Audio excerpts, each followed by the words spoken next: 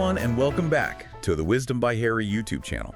My name is Harry. And I'm Mary. We're so excited to have you here today for another fascinating episode. Okay, let's unpack this. Imagine this. Just a few weeks ago, there was this moment, maybe a hopeful moment, in the pretty intense trade tensions between the U.S. and China. Right, there were meetings. Yeah, delegations met, they struck some agreements, lowered some tariffs. It looked like maybe, just maybe, a fragile truce could actually hold. And then, bam.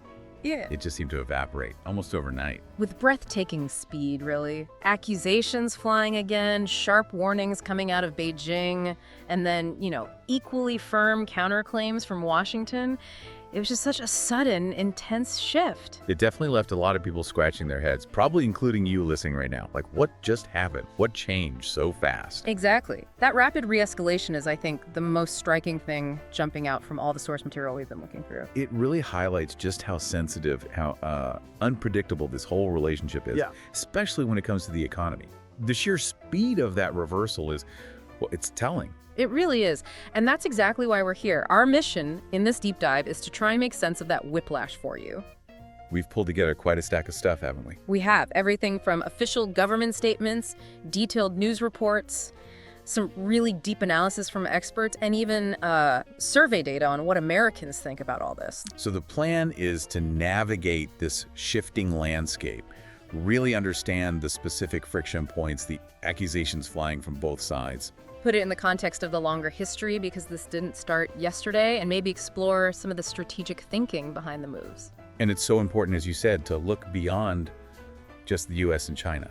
Yeah. This isn't happening in a vacuum. No way. It has these massive ripple effects, right? Disrupting global supply chains, creating some really unexpected dynamics in places like South Asia. Okay. We'll definitely get into that too, based on the material. Absolutely. So settle in. We're about to dive deep into that quickly broken truce, dissect the accusations, look at the history, the strategy, and how it's hitting in the world, all guided by the sources we have. Let's get into it. All right, let's start right there, on that shaky ground. The immediate aftermath of that, attempted truce. The sources really zeroed in on what happened in late May and early June 2025. Yeah, though they do frame it within, events earlier in the year and even going back further. But the key event right then was that meeting in Geneva, May 12th. Right, the delegations met face-to-face. They did, and they actually reached an agreement. The sources describe it as setting up a temporary trade consultation mechanism. So, not a big breakthrough deal, more like a pause. Exactly. A pause, a limited truce. It was meant to last 90 days. 90 days. A ceasefire on the trade front. And they agreed to specific things within that, right? Tariff reductions? Yes. Actual numbers. That's where you really see what was agreed. The U.S. agreed to lower its rates on some Chinese goods pretty significantly, dropping from 145% all the way down to 30%. Wow, 145 down to 30. That sounds massive. It's a big percentage drop. And China reciprocated. They agreed to cut their retaliatory tariffs on U.S. goods from 125% down to 10%. Okay, 125 to 10. But, and this is really important, the sources highlight this existing measures. Tariffs that were announced before the U.S. put on those March 7th tariffs. Those stayed. This deal didn't wipe the slate clean. Ah, okay. So reductions, yes, significant ones percentage-wise, but it wasn't a full rollback. Not at all. And even after those cuts, the tariffs were still incredibly high. How high are we talking? Well, one source estimates the average effective tariff rate, what U.S. consumers were actually facing, was still around 17.8%. 17.8% on average. Yeah. After the reduction. Yeah. And the sources characterize that rate as the highest since the 1930s. Since the Great Depression era, good grief. It really underscores just how bad things had gotten. That even a reduction leaves tariffs at levels we haven't seen in almost a century. It paints a stark picture of the baseline tension, doesn't it? Even with an agreement, the barriers were still huge. Absolutely. What was maybe a little surprising, though, according to some analysts quoted in the sources, was that they even reached this agreement in face-to-face talks. That direct engagement actually yielded something. Exactly. The fact that they could sit down and agree on anything, even just a temporary pause, was seen as maybe a small positive sign, given how much distrust there was and the huge differences still separating them. A glimmer of hope, maybe? But as we know now, a very, very brief glimmer. Extremely brief. Tell us how quickly that truce just fell apart, late May, early June. Yeah, it was incredibly fast. Just a couple of weeks, really, after that May 12th agreement, the rhetoric just exploded again. both sides publicly accusing the other of breaking the terms they just agreed on. Didn't even get close to the 90 days then. Not even close. Things heated right back up. Yeah. Let's look at the U.S. side first. What did the U.S. claim China did wrong? Okay, so according to the material, President Trump made a public claim. This is on a Friday, which looks like it was May 30th or 31st, right before China hit back on June 2nd. And what did he say? He said, pretty bluntly, that China had totally violated its agreement with us. Totally violated. That's strong stuff. No ambiguity there. Did they get specific about how China violated it? Yeah, the sources mentioned the U.S. Trade Representative Jamieson Greer gave the specifics. The U.S. claimed China hadn't removed non-tariff barriers like they'd agreed to in Geneva. Non-tariff barriers. So not the tariffs themselves, but other stuff, like regulations. Exactly. Things like complicated regulations, licensing rules, quotas, maybe technical standards. Basically anything other than a direct tax that makes it hard or expensive for foreign goods to get into the market. The U.S. position was China promised to dismantle these, and they didn't. Okay, so the U.S. complaint is about these less visible trade barriers. Were there other things happening on the U.S. side around them that might have, added fuel to the fire? Well, the sources also point out that the week before, so before June 3rd, President Trump had announced the U.S. was going to double tariffs on steel and aluminum imports. The double of them. To what? To 50%, effective June 4th. The reason given was, boosting U.S. steel and aluminum makers, reducing reliance on imports, which of course implicitly includes China, even if not solely targeted. Right, so the U.S. accuses China on non-tariff barriers, and at basically the same time, announces a big hike on metal tariffs. Okay, how did China respond to all that? Swiftly, and just as strongly. On Monday, June 2nd, Beijing released a statement. They declared the U.S. had severely violated the trade truce. Severely violated, okay, mirroring the language. Pretty much. And they warned China would take strong measures to defend its interests. What was China's reasoning? Why did they say the U.S. violated the truce? China's Commerce Ministry put out a statement. They said Washington had seriously undermined not just the Geneva Agreement from a few weeks earlier, but also the consensus reached in a phone call between Xi Jinping and Donald Trump back in January. So they saw it as breaking trust on two fronts: the recent deal and an earlier understanding. That seems to be their perspective. And they got specific, too, about which U.S. actions they considered violations. Okay, what did China point to? This is where it gets really interesting because it's not about tariffs.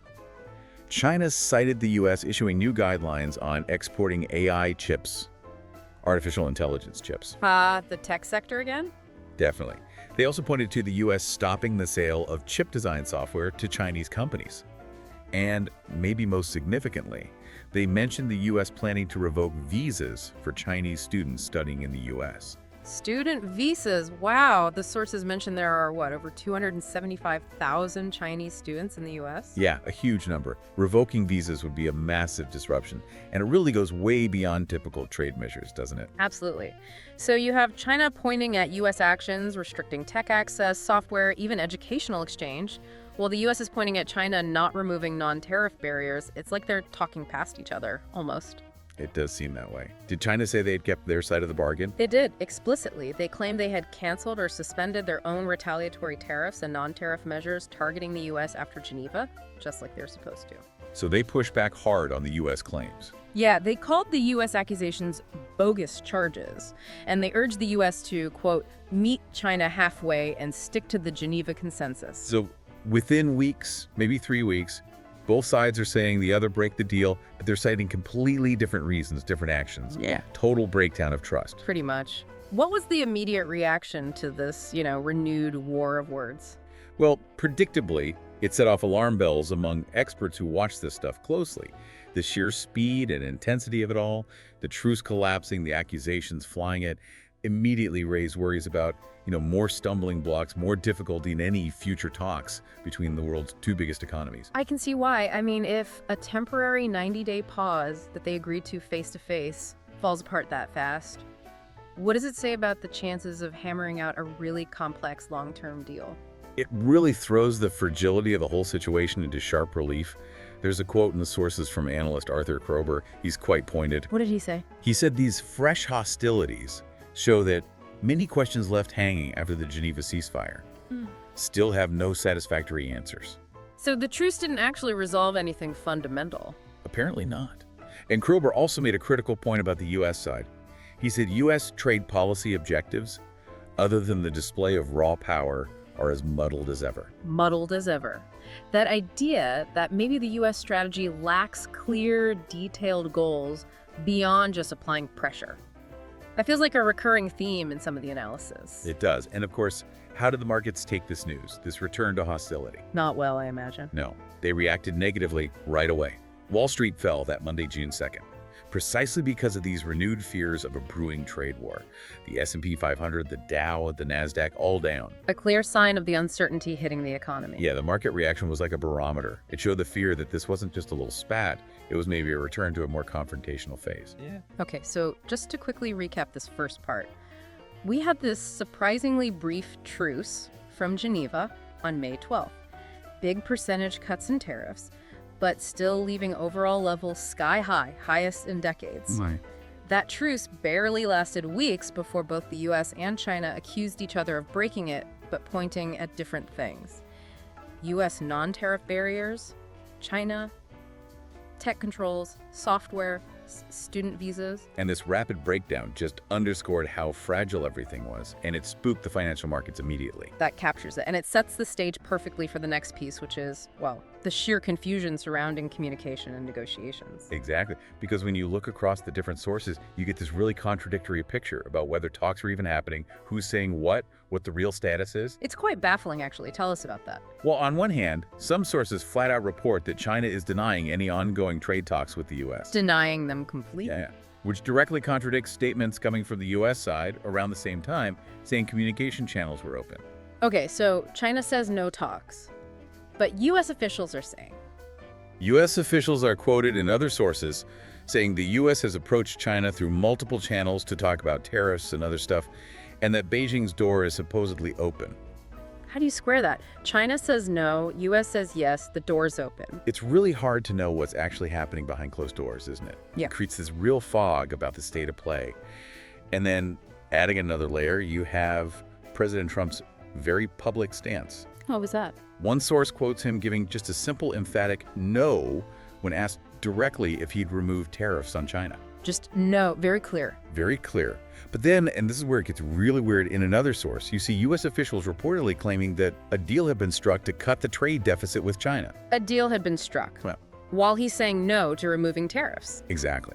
And these officials were saying details were expected very soon, specifically mentioning that Monday, June 2nd. Wait, the same day China was accusing the U.S. of violating the truce? They expected details. That's what the source says. The dissonance is just remarkable. You've got no on tariffs, accusations flying about truce violations, and yet some U.S. officials apparently expected details of a deficit deal all on the same day. It just doesn't compute.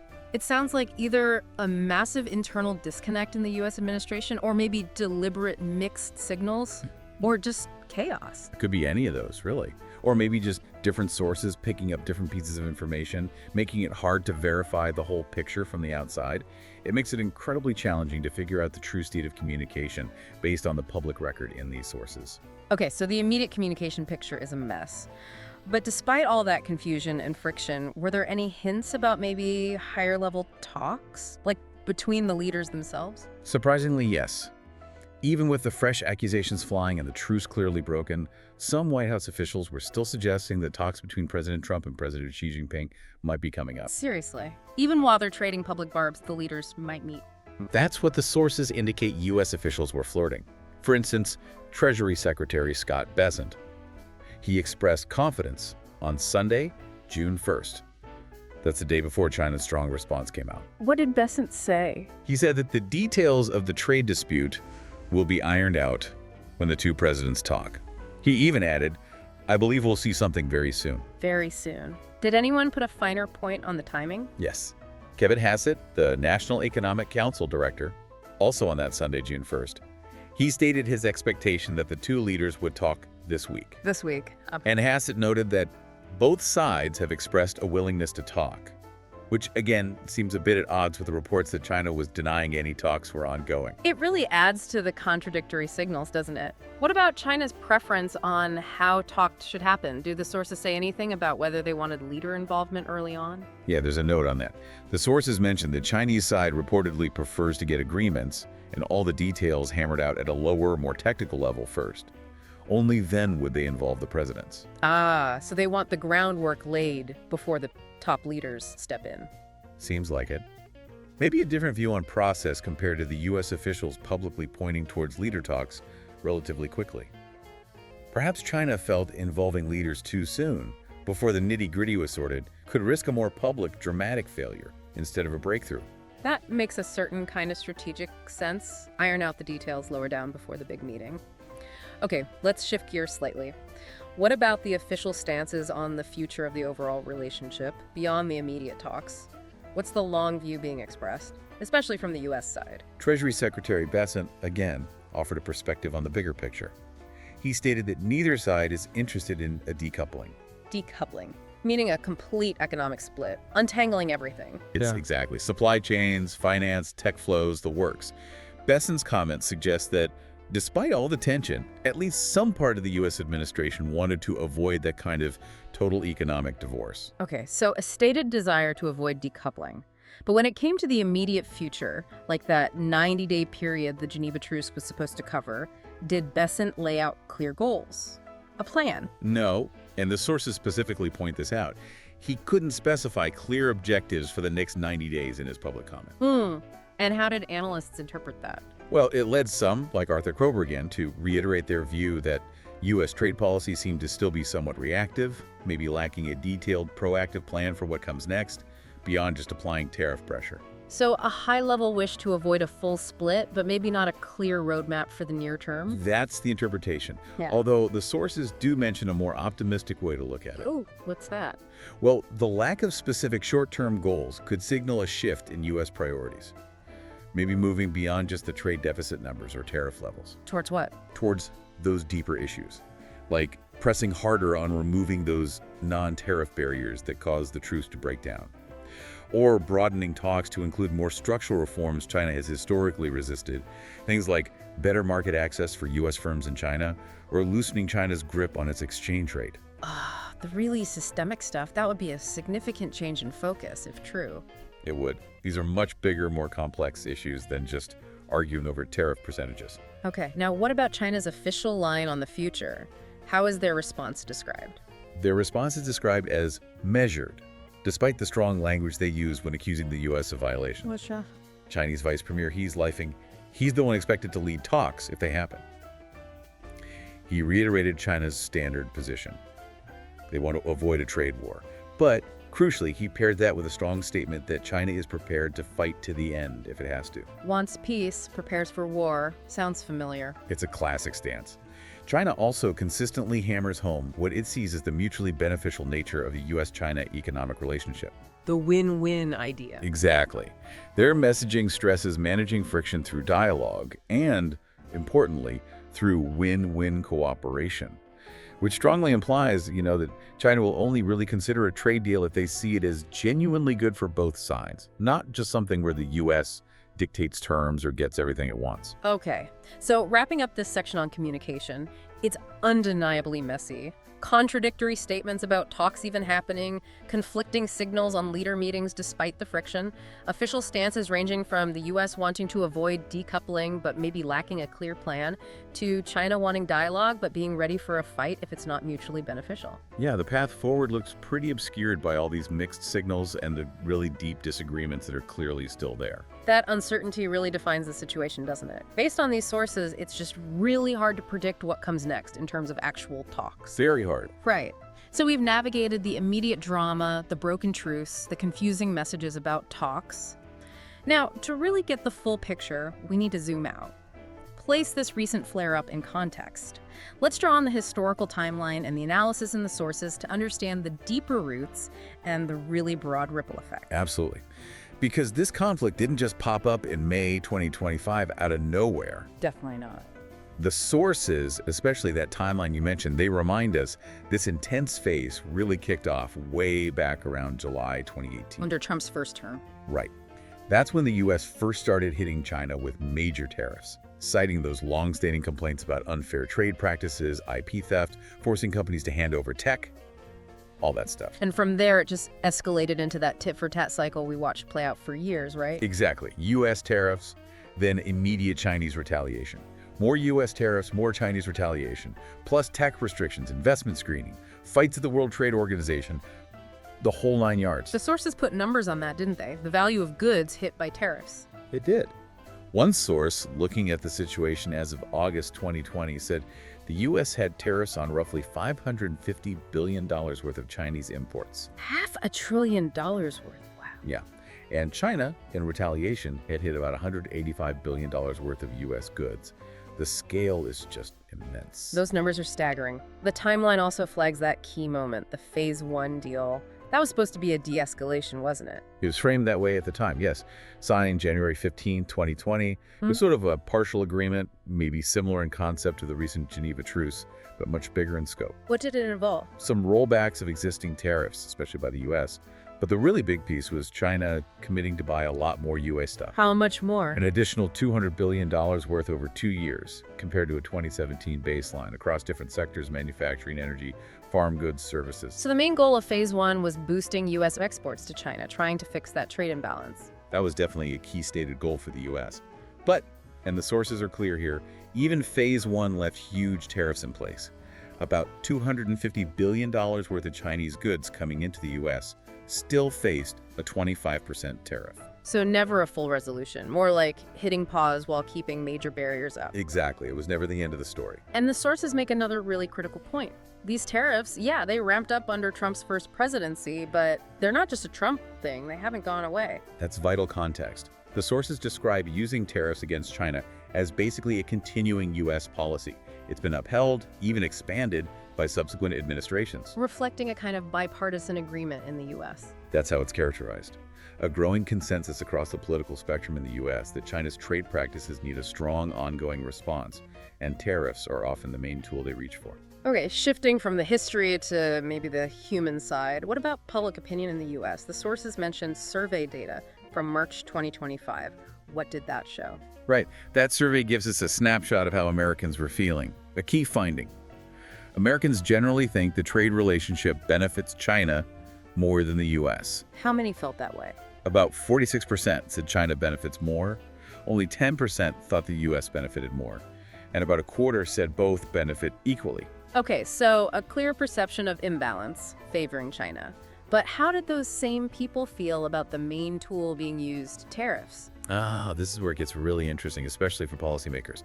Despite thinking China benefits more, the survey found Americans are pretty skeptical about tariffs actually working. Skeptical? How? Skeptical that increasing tariffs on Chinese imports will have a positive effect, either on the country overall or, importantly, on their own lives. So they don't see tariffs making things better for them personally? Largely, no. They don't seem to view tariffs as a clear path to their own economic well-being. That's a fascinating disconnect, isn't it? Believing there's a problem, but not being sold on the solution. It suggests maybe a challenge in keeping public support for a tariff-heavy policy if people don't feel the benefits at home. It absolutely could. Now let's dive deeper into the tariffs themselves.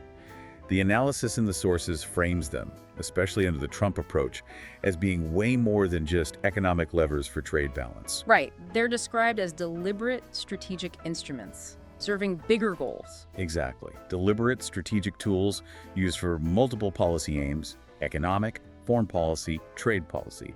The sources basically identify two big, overarching strategic objectives behind them. Okay, what are those two big goals? The first one is kind of two-sided. One, reduce U.S. economic dependence on China. Two, strengthen America's own economic and military power by actively boosting domestic manufacturing. So bring production home, make the U.S. less reliant on China, and build up its own industrial strength. Pretty much. The idea is that makes the U.S. less vulnerable to supply shocks from China and boosts the industrial base, which is seen as key for both economic resilience and military power. Okay, that's objective one. Build up the U.S. internally. What's the second big objective? The second one is aimed more directly at China. Weaken or check China's economic rise, and crucially, hobble its technological ambitions. How do they do that with tariffs? By specifically targeting tariffs and restrictions on critical emerging tech sectors. And the sources name those sectors? Yes, the analysis specifically flags semiconductors, the essential chips for everything, and electric vehicles, EVs. These are deliberately targeted. Using what authority? Often Section 301 of the U.S. Trade Act of 1974. It lets the U.S. trade representative investigate and hit back against foreign trade practices seen as unfair. These investigations led to tariffs, which then got ramped up over time, especially on these strategic sectors. And that recent 2024 review mentioned in the sources really cranked up the tariffs on the specific areas, right? Hugely. The 2024 review led to some massive tariff hikes mentioned specifically, like 100% tariff on electric vehicles. 100% on EVs? That basically blocks them from the U.S. market. It's designed to. Also 50% on semiconductors and 25% on lithium-ion batteries. It really drives home the point. This isn't just about balancing trade books anymore. It's about controlling future industries, blocking Chinese leadership. Yeah, 100% tariff is not subtle. It's a wall. It's an incredibly high barrier, clearly meant to shield the U.S. EV industry and stop China dominating that huge future market. The analysis warns this kind of targeted high-tariff focus on emerging tech could really push this whole thing beyond a trade dispute into a full-blown tech-driven rivalry between great powers. Extending way beyond just steel or soybeans. Exactly. One source even mentions a potential future goal floated by President Trump: 100% tariffs on all of China's key electronic sectors, framed as a potential final nail in the coffin for this strategic rivalry. Final nail in the coffin. That's stark language. It really captures the perceived intent. Okay, so the U.S. is using tariffs strategically, trying to boost itself and kneecap China's tech rise. How's China responding to this increasingly strategic high-stakes tariff game? Well, China's response is described as this multi-pronged strategy. It involves retaliation, yes, but also adaptation, and they're also facing some real strategic limitations. Okay, let's break that down. Retaliation first. What does that look like now? It involves China hitting back with its own tariffs and other non-tariff measures on U.S. goods and interests. The sources give examples like 10–15% tariffs on U.S. farm products. Targeting agriculture again. Yeah, also suspending export permits for certain U.S. soybean producers, restricting imports of things like U.S. logs, even imposing sanctions on specific U.S. companies or people. And the thinking behind hitting U.S. farmers, is that political? The analysis says yes. It's seen as a deliberate tactic to hit specific U.S. political groups, especially farmers who supported Trump, hoping to create domestic pressure inside the U.S. to change policy. Trying to make it hurt politically back home. Exactly. And the sources also note that China's retaliation seems maybe stronger this time around compared to Trump's first term, partly because they seem to have removed some of the earlier exemptions or waivers that might have softened the blow for certain companies. Okay, so direct retaliation, politically aimed. What about adaptation? How's China trying to adjust its own economy? Adaptation means looking both inward, domestically, and outward, regionally, to try and lessen their vulnerability to U.S. pressure. Domestically first. Domestically, they're really pushing to boost internal consumption, get their own people buying more stuff. The idea is to make their economy less dependent on exports, which are getting hammered by U.S. tariffs. While still trying to export elsewhere. Right, while still trying to keep their exports competitive in markets outside the U.S. And crucially, they're tackling their big vulnerability: technology dependence. Especially in semiconductors, they're pouring huge amounts of government money into domestic R&D and building up their own chip-making capabilities. Trying to become self-sufficient in critical tech? Makes sense. What about regionally? Regionally, they're leveraging their massive economic projects, like the Belt and Road Initiative, the BRI. The Global Infrastructure Plan. Yeah, and the Asian Infrastructure Investment Bank, the AIIB, and their Made in China 2025 Industrial Plan. The goal here seems to be using these to absorb supply chains shifting away from the U.S. and to build up new regional markets for Chinese goods and services. So diversifying away from the U.S. and the West, building their own economic sphere. That seems to be a core part of it. They're actively diversifying supply chains through things like the RCEP trade deal in Asia. The big regional trade pact. Right, and by pumping more BRI investment into the Global South, the sources say this is explicitly aimed at reducing reliance on Western countries and building alternative trade networks, ones less vulnerable to U.S. influence or disruption. That sounds like a really comprehensive, long-term plan to reshape global economics. But the sources also say China faces some big limitations here. What are those? Yeah, the analysis points out that despite these ambitious plans, there are real limits. First, it's just incredibly hard and slow to reroute global supply chains and trade patterns built over decades. There's a lot of inertia. Things don't change overnight. Exactly. Second, China is still highly dependent on U.S. technology in key areas. Think advanced chip-making equipment, sophisticated design software. Even with massive investment, they can't just flip a switch and reverse that dependence quickly. So the U.S. still holds some key tech choke points. It seems so. And the third limitation is interesting. It's a potential unintended consequence of their regional strategy. What's that? By boosting neighboring economies and pulling them closer into a China-centric system, they risk empowering countries that might eventually challenge China's own dominance in the region. India is often cited as a potential example there. Huh. So their strategy to counter the U.S. could accidentally create future rivals closer to home. That's fascinating. How does the analysis wrap up this point about China's strategy? It basically concludes that as U.S. tariffs get bigger and their strategic intent becomes clearer, especially hitting tech sectors hard hit, China's response, while complex and strategic itself, is likely just going to escalate the rivalry further. Not de-escalate it. No, because the U.S. actions fundamentally challenge China's growth model and tech dreams. So a strong counter-response, leading to more tension, seems almost unavoidable. Okay. So we have the U.S. using tariffs as strategic weapons, China responding with retaliation and adaptation but facing limits. Beyond these two giants, how is this war playing out globally, specifically on supply chains? The sources talk about major ripple effects. Oh yeah, huge ripple effects. It's described as a global disruption, not just a U.S.-China thing. Wow. With really far-reaching consequences for how everything gets made and moved around the world. What's one of the biggest effects? One of the biggest is companies hitting the accelerator on diversification. Meaning moving production out of China. Or at least supplementing it.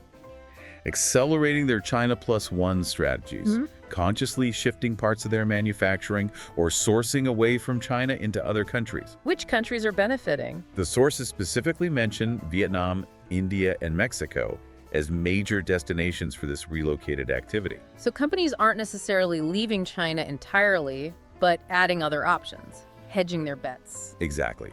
Reducing the risk of having all their eggs in the China basket, given the tensions. But the sources point out this isn't simple. It adds resilience, yes, but it also brings huge new logistical headaches. Managing operations, shipping, different regulations across multiple countries. More resilience maybe, but also more complexity and probably higher costs in some cases. Often, yes. Which leads to another major ripple effect. Rising costs and delays across global supply chains. Well, the direct cost of tariffs makes imported parts more expensive for businesses. Those costs often get passed down the chain, eventually hitting consumers. And on the logistics side, having to reroute shipments, deal with more customs checks, navigate general geopolitical uncertainty, it all leads to delays. Affecting which industries? Pretty much everything that relies on global supply chains. Electronics, cars, clothing, medicines, you name it. So stuff gets more expensive and takes longer to arrive because of this fight. That's a big part of it. And all this uncertainty and risk is also pushing companies towards reshoring and nearshoring. Bringing production back home or closer to home. Exactly. Moving manufacturing closer to where the customers are for better control and less transit risk. But again, the sources say this is a massive undertaking. Not easy to do. No. Building new factories costs a fortune. You need skilled workers in the new location. Often major infrastructure upgrades too. It's not a quick or cheap fix by any means. And what about those tech restrictions we talked about, the chip controls, AI hardware limits? How are they hitting supply chains? They're having a really profound effect. They're forcing companies involved in global R&D or manufacturing to completely rethink how they operate. How? The sources say it's slowing down global innovation because collaboration is harder, getting components is harder, and it's leading to fragmented tech ecosystems. Fragmented how? Like different standards? Yeah, potentially. Yeah. Think about telecom or green energy. Companies might end up using different tech, different components, depending on which country they're selling to or sourcing from. A less integrated, maybe less efficient global tech landscape. That sounds like a big deal long term. It could be. And the trade war, with all these disruptions, it's really shown a spotlight on one critical need for companies everywhere: supplier visibility. Meaning they need to know exactly where everything comes from, deep down the chain. Precisely. The sources emphasize the trade war showed just how interconnected everything is. Companies that only knew their direct suppliers suddenly got hammered by disruptions happening 2 or 3 tiers down in places they didn't even know were involved. So they need better tracking, better data. Yeah, real-time insight into the whole chain, better scenario planning, what if this happens, and more agile sourcing, so they can switch suppliers quickly if needed. So the trade war is basically a brutal stress test for global supply chains, exposing weaknesses, forcing companies to get smarter. That's a good way to put it. And the sources actually frame this challenge as an opportunity too. An opportunity? How? An opportunity for businesses to use this pressure to build supply chains that are just fundamentally better, Yeah. more resilient to shocks, smarter using data, more transparent so you can actually see from the raw material all the way to the finished product. Interesting. Turning disruption into a driver for positive change in how things are managed. Okay, so we've covered the immediate drama, the messy talks, the history, the strategy, the global supply chain impacts. Now let's zoom in on that specific region the sources highlighted. South Asia, how's this playing out there? South Asia is presented as this really fascinating case study, a region that, maybe surprisingly, has actually emerged as a pretty significant beneficiary of the US-China trade war, especially in the earlier phases. Beneficiary. How did South Asia end up gaining from a fight between two other powers? Well, the analysis uses this economic idea called the wild geese flying pattern. Wild geese. Yeah, it's from a Japanese economist, Akamatsu. The idea is that leading economies develop and then others follow, like geese flying in formation. In this context, as supply chains started moving out of China because of the trade war, South Asian economies were kind of the next geese in line. They became alternative trading blocks ready to catch some of that manufacturing activity. Ah, so they picked up the economic activity that was leaving China, the spillover. Exactly. The sources say South Asian economies saw real economic growth during the trade war under Trump's first presidency, precisely because they were attracting investment and production being diversified away from China. That's the unintended empowerment the sources talk about. But now, given the recent re-escalation, and if these high tariffs stick around, maybe under a second Trump term, will that continue? Can this economic gain become something more permanent, maybe even geopolitical? That's the huge forward-looking question the analysis raises for South Asia.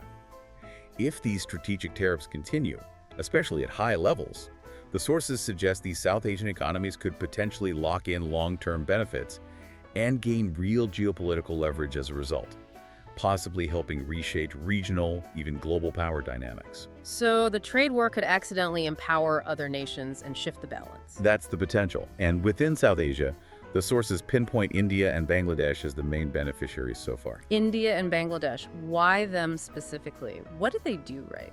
They managed to position themselves effectively as attractive alternatives. They offer things like lower labor costs, lower production costs than China, and they're apparently quite nimble in adjusting their own tariff rules for U.S. imports, making themselves look like better destinations for companies looking to move. Tell us more about India's role. India is really highlighted. It's already a top 10 U.S. trading partner. Yeah. It has a diverse industrial base, a huge domestic market which helps, plus lots of skilled, low-cost labor. All that makes it a very strong, next-in-line alternative to China for companies doing that China plus one diversification. And the Indian government helped this along? Yes, the sources mention government initiatives like the Production-Linked Incentive, or PLI scheme from 2020. It basically gave financial incentives for companies, foreign and domestic, to set up or expand manufacturing in India, explicitly aimed at catching investment looking for alternatives to China. Okay, so India's strengths plus policy. What about Bangladesh? Bangladesh also did well, saw a big jump in exports, especially garments, which is massive for them, like 80% of their exports. The sources note this growth has been so strong that since 2014, Bangladesh actually overtook Pakistan as the second biggest exporter in South Asia. Wow. So India and Bangladesh grabbed the opportunity, but the sources also say some countries in the region missed out. Yeah, unfortunately. Countries like Pakistan and Sri Lanka, they largely couldn't capitalize on these shifts. Why not? The analysis points mainly to internal problems, things like political instability, inadequate infrastructure to support big new factories, high inflation. These issues just made them less attractive or reliable compared to India and Bangladesh at the time. Okay, so for India and Bangladesh, there's an economic upside from this rivalry. But how are they managing this tricky situation? Trying not to get caught in the middle. Their strategy is described as pursuing strategic political neutrality, while focusing hard on their own economic stability and growth. They know picking a side openly could backfire badly. We need both the U.S. and China. They recognize both bring different crucial benefits for their development. Yeah. China is a huge regional economic player, source of investment. They're also cautious about things like BRI debt or unfair trade practices. Aware of the risks with China. Exactly. But then the U.S. offers things they see as vital too. Technology, markets, investment, maybe a strategic counterweight in the region. So they can't just ignore the U.S. either. Their approach isn't passive. It's described as actively exploiting the rivalry to further their own national interests. Exploiting the rivalry, that's a strong phrase. How does that work in practice? It means grabbing the economic benefits from U.S. tariffs, attracting the investment, leaving China, promoting themselves as alternatives, while at the same time keeping up engagement with China through forums like the SKO or BRICS, platforms that help regional cooperation outside Western structures. It's a really careful balancing act, trying to maximize their own gains. Okay, they're navigating carefully, but what are the geopolitical risks for them as this US-China thing heats up? Well, the sources suggest that for now, they're mostly managing to avoid being forced into rigid Cold War-style alliances. Why? Because their stability and neutrality are actually useful to both the US and China right now. How is their neutrality useful to both sides? Well, for China, regional stability helps its image as the Asian leader, and neutral countries like India aren't fully aligned against it. For the US, empowering these South Asian economies, keeping them neutral, helps build alternative power centers to push back against China without needing direct US involvement everywhere. Both sides benefit from having these alternative trading blocs, secure sea lanes, a strategic presence. So their neutrality actually serves the big powers' interests, which helps them maintain it, for now. For now, yes. But the sources definitely warn this is a vulnerable spot. If the rivalry really intensifies, they could face much more pressure to choose sides. Which brings us back to that key question.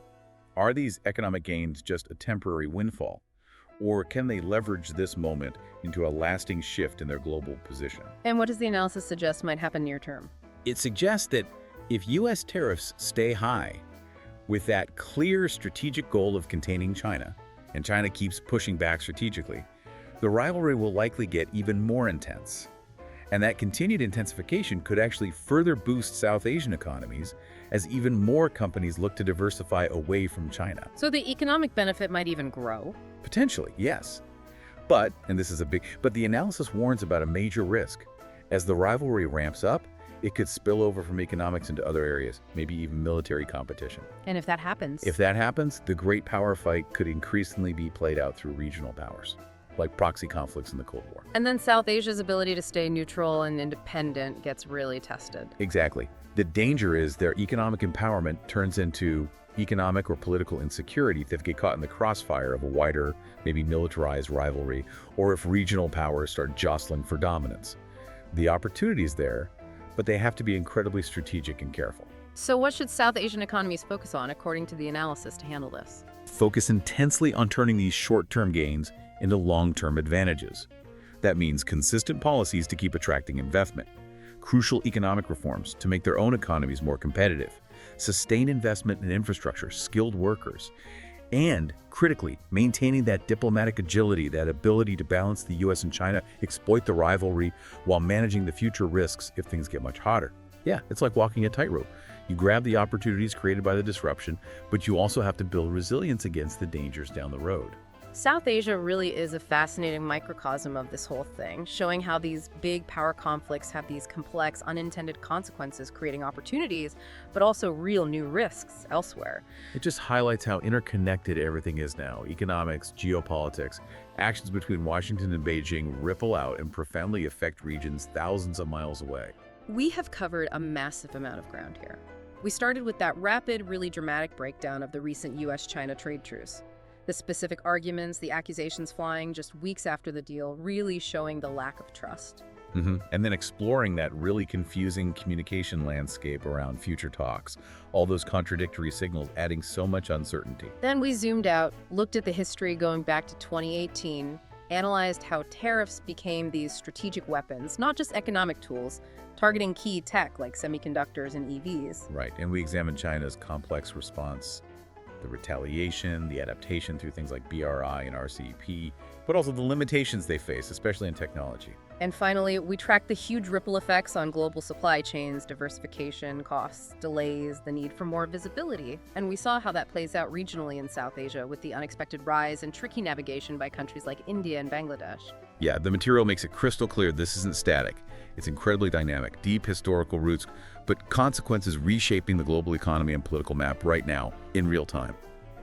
And the potential for it to escalate further is definitely still there. The outcome's not written yet. This really is so much bigger than just a trade spat between two countries, isn't it? And it feels like a fundamental reshaping of how the world works economically and politically, happening right before our eyes. Absolutely. And that brings us to maybe a final thought for you, our listener, to mull over after taking all this in. Given how quickly even a temporary truce like Geneva can just fall apart, and knowing how deeply tangled our global economy and supply chains are, does using tariffs like this as strategic weapons inevitably push us towards a kind of unpredictable, maybe uncontrollable fragmentation of the whole global system? Or is there another possibility? Like the South Asia example suggests, can strategic neutrality, that careful adaptation by other nations, actually help create a different kind of global trade order? Maybe more multipolar, maybe in its own way more stable in the long run. A critical question indeed. How will the future world economy actually function? Definitely something to think about. Well, thank you for joining us on this deep dive into the tangled web of U.S.-China trade tensions. We really hope it's given you a clearer, more detailed understanding of this incredibly important global story. Yeah, keep exploring, keep asking questions. Thanks for listening.